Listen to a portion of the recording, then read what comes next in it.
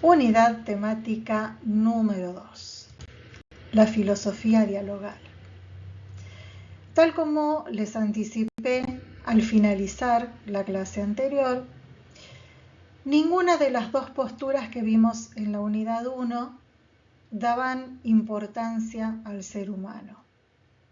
Importaba o uno mismo en un caso o una finalidad que se entendía como algo superior en el otro caso. Lo que hace la filosofía dialogal es poner precisamente el foco en la dignidad del ser humano. Tiene sus comienzos en forma coetánea con el colectivismo luego de la Primera Guerra Mundial, pero recién luego de la Segunda es cuando se empieza a extender y a hablar en forma más globalizada del tema. Precisamente son generalmente los hechos extremos los que nos hacen tocar fondo, aquellos que nos hacen pensar y nos hacen dar cuenta de las cosas realmente importantes, ¿verdad? A muchos de ustedes probablemente les haya ocurrido con la pandemia, ese haber perdido toda libertad, ese no importar nada las cuestiones materiales porque nos podía faltar lo más indispensable para vivir, como es el aire, el respirar. Seguramente a más de uno les haya tocado en sus fibras más íntimas y les haya hecho modificar su estructura de pensamiento en algún sentido. Bueno, a nivel sociedad y a nivel global ocurre lo mismo. La Segunda Guerra Mundial, con la cantidad de personas asesinadas, el exterminio de millones de personas, dio lugar a que se trate por todos los medios de evitar que se vuelva a reiterar una situación semejante. Y ahí es donde se empezó a hablar de los derechos humanos, se empezó a hablar de la dignidad del ser. Y entonces empezó a tener cada vez más preeminencia, aunque en muchos casos no se la denomine así, precisamente con la filosofía dialogal. O sea, el ser humano es el centro de la existencia. Y nuestra propia evolución personal depende de nuestros vínculos con ese otro. Vieron que ya ahora modernamente la neurociencia nos habla de eso incluso. Nos dice que el tener relaciones saludables es importante para el cerebro, para evitar enfermedades en la vejez, el tener amigos, el tener vida social. Bueno, justamente desde otra arista, como es la neurociencia, nos hablan de lo mismo, de la importancia de tener vínculos humanos saludables. Cuanto más saludables sean los vínculos humanos, menos necesario será el derecho, ¿no es verdad? O sea, el ideal sería un mundo donde el derecho no sea necesario, porque significaría que estaríamos en armonía social. Pero bueno, como estamos años luz de eso, mientras tanto seguimos con la abogacía porque se sigue necesitando de esta solución pacífica de los conflictos sociales, que es justamente lo que promueve el derecho. La filosofía dialogal tiene dos fundamentos importantes. Por un lado, la palabra, es decir, si nosotros estamos hablando de relaciones interpersonales, estamos hablando de que nos comunicamos con el otro. ¿Y cómo nos comunicamos? Y básicamente a través de la palabra. La palabra que puede ser palabra oral o palabra escrita. O sea, nos comunicamos cuando conversamos con un otro, pero también nos comunicamos cuando le mandamos un WhatsApp o años cuando se enviaban cartas. También me estoy comunicando yo, aunque no los tenga cara a cara, porque estoy procurando llegarles a ustedes. Estoy procurando entusiasmarles con los conceptos que les estoy verbalizando. Hay, por ende, comunicación en la enseñanza. Hay comunicación en quien escribe un libro. El libro se escribe para ser leído, para que le llegue a ese otro. Muchas veces nosotros influenciamos en otras personas a través de nuestra comunicación y ni siquiera sabemos en cuántas personas hemos influido y qué tanto les hemos influido. Entonces, la palabra es fundamental para la filosofía dialogal, porque es la forma por excelencia en la cual nos estamos comunicando. Pero ojo, no nos comunicamos solo con palabras, sino que nuestras actitudes y nuestros silencios también comunican. Vieron que cuando estamos con alguna persona en silencio, hay silencios cómodos y hay silencios incómodos. Yo puedo estar con una persona a quien no sé qué decirle, porque no tengo afinidad, porque no hay cuestión de piel, y es un silencio incómodo. Por otro lado, puedo estar con un amigo, con una pareja, y podemos estar callados, y no por eso va a ser incómodo, porque nos estamos acompañando. ¿Cuántas veces una persona que está triste le acompañamos y, no sé, un abrazo en silencio, un apretarle la mano en silencio, está comunicando mucho? Entonces, comunicamos con palabras, sí, pero también comunicamos con lo que se denomina nuestro lenguaje no verbal, con nuestras actitudes y con nuestros silencios, con miradas. Hay miradas de ternura, hay miradas de desaprobación, hay miradas de subestimación. O sea, fíjense que yo siempre digo, es imposible no comunicarnos, para bien o para mal, en un sentido o en otro, pero siempre nos estamos comunicando. Y de todas las formas de comunicación que hay, bueno, la palabra es la que prepondera. Les decía yo que había dos elementos constitutivos de la filosofía dialogal. Por un lado la palabra, la comunicación, y por otro lado también el amor. Porque si estamos hablando de dar importancia al otro, de comunicarnos con el otro de interioridad a interioridad, es decir, de ser a ser, no de manera frívola, no de manera que el otro no me interese, las típicas conversaciones superficiales donde se habla del clima, o te encontrás con alguien conocido y le preguntas ¿cómo estás? Y el otro te dice bien, bien, y de ahí no pasa. Ese ¿cómo estás? Tratado como una frase superficial, no porque realmente te interese.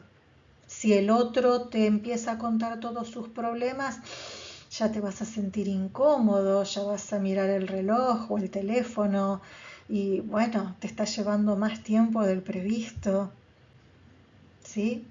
Comunicación de ser a ser. Esa comunicación de ser a ser implica un cierto tipo de amor. Cuando hablamos de amor, no hablamos solamente del amor de pareja, del amor sexual, sino que hay diferentes tipos de amor. Hay un texto de Mandrioni que me gusta muchísimo y siempre lo utilizo para graficar este tema, que es el que les sinteticé aquí. Igualmente en el libro también lo van a encontrar, que son los distintos tipos de amor, cada uno de los cuales es más abarcativo que el anterior. En primer lugar tenemos el amor estorché, el más chiquitito, el círculo más pequeño. ¿Por qué? porque el amor estorché comprende solamente a la familia biológica. Es el amor de padres a hijos, hijos a padres, hermanos entre sí. Está unido por un lazo biológico, un lazo de sangre. Generalmente tiende a perdurar, tiende a durar toda la vida. Es un vínculo muy fuerte que está dado desde nuestro propio nacimiento. Por otro lado, el amor eros. El amor eros es un poco más abarcativo que el estorché porque ya sale de la propia familia y ya se va a buscar a un otro fuera de ese círculo pequeño familiar. Este es el amor de pareja. Franquea las fronteras familiares y se fija en un otro que constituye el amor de pareja. En tercer lugar, el amor filía. Es más abarcativo que los anteriores porque es el amor de amistad. Entonces, ya salimos de la familia, ya salimos de la pareja y nos vamos a un círculo más grande. Uno puede tener muchos amigos y pareja, al menos en teoría, una, y familia, salvo que sea una familia muy numerosa, generalmente también es un núcleo pequeño. En cambio, el círculo de amistades puede ser mucho más amplio. Entonces es más abarcativo. Y por último, el amor ágape, que es el amor ideal, el amor caridad, el amor que se extiende a la humanidad toda. Y es, hacia donde el ideal nos diría de aspirar. Dentro de la filosofía dialogal, al igual que en las anteriores, también tenemos los autores principales. Lo van a encontrar más extenso en el texto, en el libro. Pero tenemos en primer lugar a Maritain, a Emmanuel Mounir, a Martin Buber y a Emmanuel Levinas. Lo principal para destacar de estos autores, por un lado, a mí me interesa mucho la relación yo-tú, yo-ello de Martin Buber. La distinción de Buber es riquísima porque nos hace distinguir dos tipos de situaciones en nuestra interacción cotidiana con un otro. Las relaciones yo-tú, que son aquellas de las que venimos hablando, donde hay comunicación intersubjetiva, diálogo, interés genuino por el otro, y la relación yo-ello, que son las que tienden a ser más superficiales. Buber no critica la existencia de la relación yo-ello, nos dice que son indispensables. Entiende imposible tener relaciones yo-tú con todas las personas con las que nos comunicamos. Pero lo que él sí critica es que sean más abundantes y más generalizadas que las relaciones yo-tú. Ahí es donde apunta la distinción importante. Existen unas y existen las otras. No podemos hacer oídos sordos y pensar que no existen las relaciones yo-ello. Existen. Sería absurdo negarlo. Lo importante que es que las relaciones yo-tú sean mayores, no las yo-ello. Las relaciones profundas sean en más cantidad, en más frecuencia, en más asiduidad, y no las yo-ello, que son las relaciones superficiales. A ver, por ejemplo, si yo voy a un almacén a comprar un paquete de azúcar, yo voy, saludo, digo lo que necesito, la persona que me está vendiendo me entrega el producto, yo le entrego el dinero. Quizás tenemos algún intercambio de palabras diferente con relación al clima, a las lluvias, a los precios, a lo que fuera. pero esa va a ser una relación yo-ello, es una relación superficial. No es criticable que existan. Por eso es que insisto que me gusta mucho la descripción de Buber, porque no llega al extremo de pretender que no existan y de pretender el amor-caridad, que insisto, sería el ideal.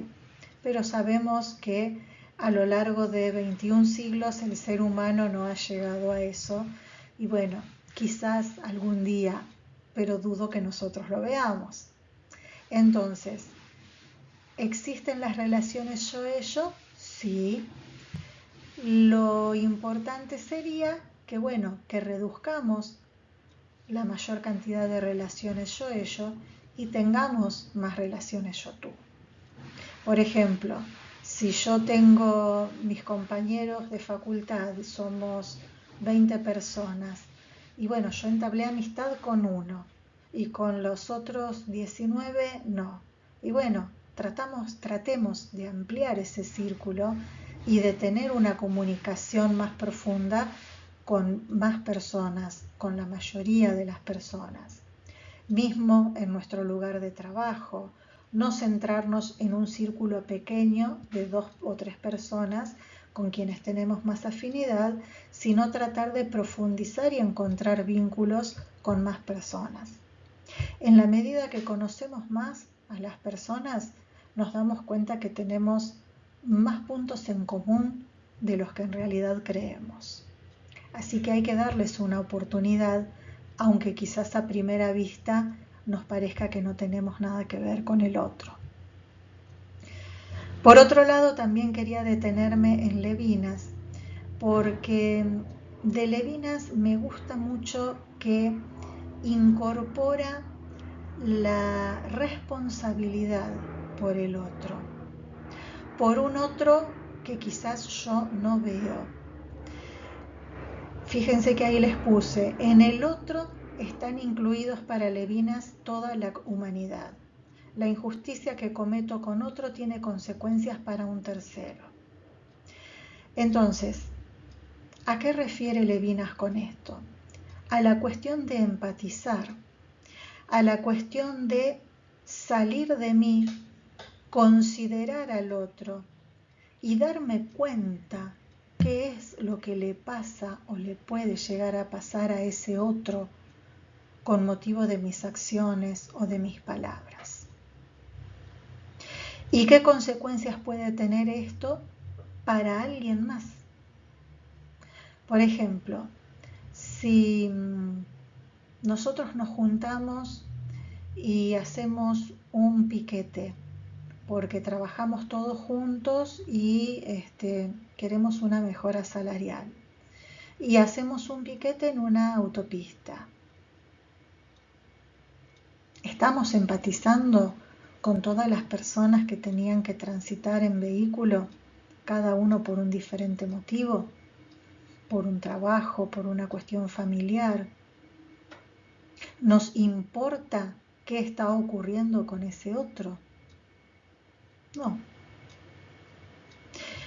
Si, por ejemplo, yo soy dueña de un comercio y tengo un empleado y como estoy vendiendo poco, llego a la conclusión de que no necesito a ese empleado y que me puedo quedar yo atendiendo el negocio, y de esa manera me ahorro un sueldo y puedo tener mayores ingresos para mí.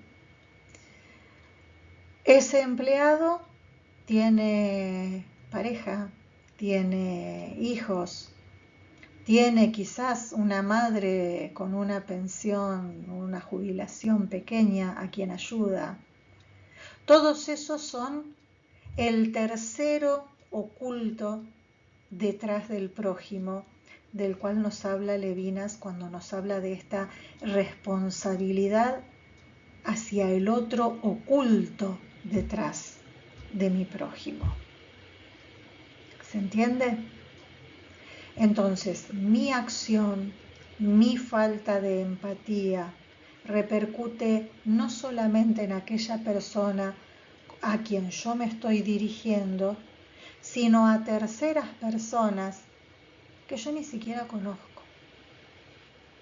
Entonces, así como hace unos minutos les hablaba de que nunca sé a qué personas influencio, bueno, en este sentido negativo, tampoco sé o no advierto a cuántas personas estoy perjudicando con mi falta de empatía o mi falta de amor o mi falta de vínculo intersubjetivo con este otro.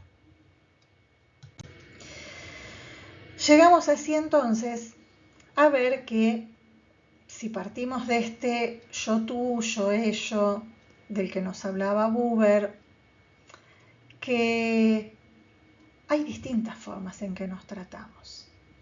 Hay veces que nos tratamos bien, hay veces que nos tratamos mal, hay veces que tenemos indiferencia, pero acuérdense lo que les dije hace un rato, siempre nos comunicamos. Entonces, aun cuando hay indiferencia, le estoy comunicando algo a ese otro a quien no le hablo o no me dirijo. Esto da lugar a una clasificación en diferentes tipos de trato. Trato personal por una parte y trato cosificante por la otra. Como suelo decirles, las mismas palabras nos están indicando a qué se hace referencia en uno y otro caso. En el trato personal, el otro me importa, me interesa. Por ende, reúne todas estas características que les pongo aquí, que es inabarcable, inacabado, inaccesible, etcétera, etcétera. Lo tienen aquí, lo tienen en el libro para ir viendo cada una. Ahora, si tengo un trato cosificante, estoy degradando al otro cual si fuera una cosa. Estoy rebajando de la categoría de ser humano a cosa. Por lo tanto, para mí será abarcable, acabado, patente, numerable. Yo puedo hablar de cada uno de ustedes de manera personal, por su nombre y apellido y conociendo ciertas características de cada uno y preocupándome por conocer qué particularidades tiene cada uno, qué le aqueja a cada uno.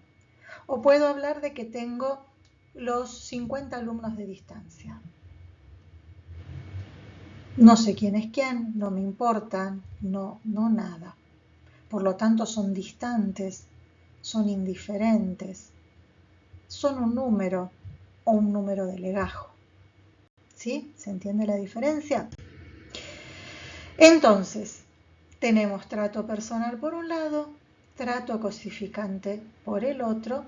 En un caso, trato a la persona como tal, respeto su dignidad, procuro mantener su individualidad, tener un contacto intersubjetivo, tener un diálogo verdadero, o tener un trato cosificante, es decir, degradarlo a cosa.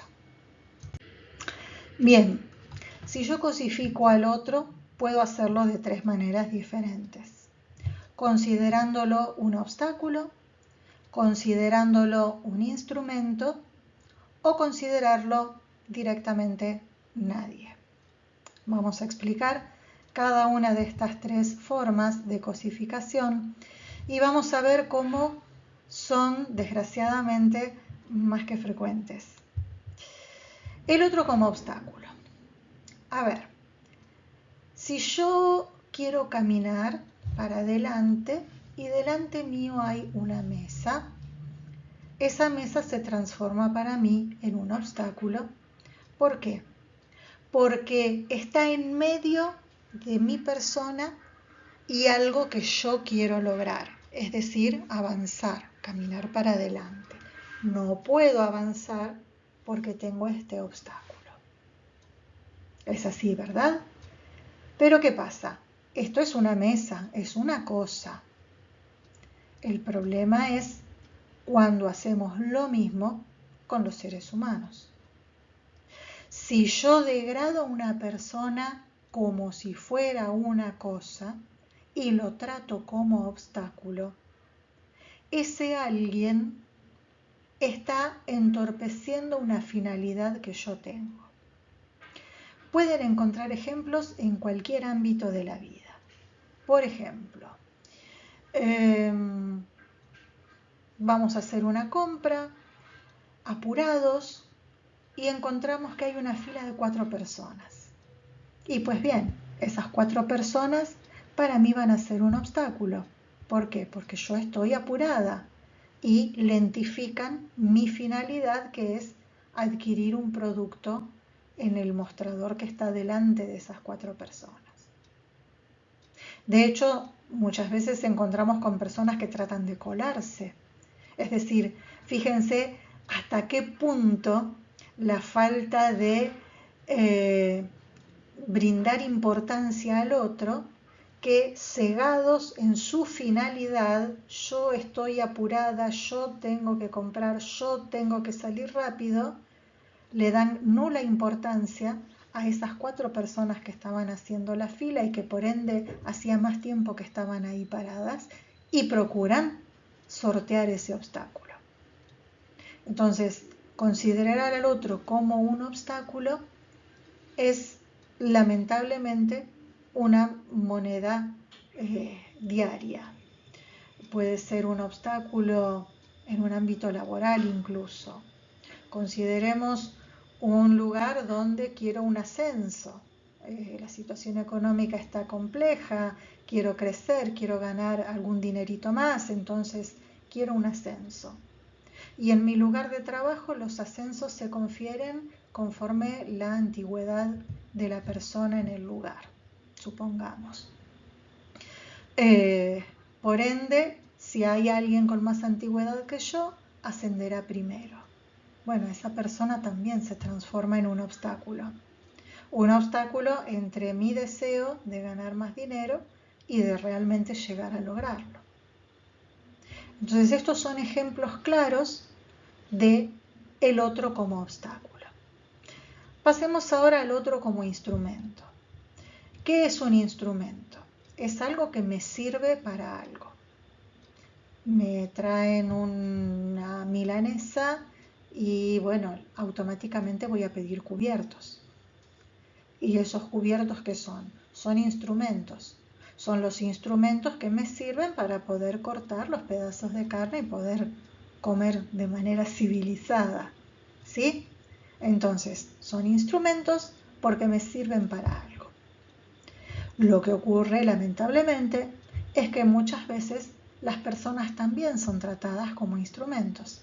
Es decir, seres humanos iguales a mí, con mis mismos derechos, mi misma libertad, mi misma dignidad, y sin embargo los degrado cual si fueran cosas.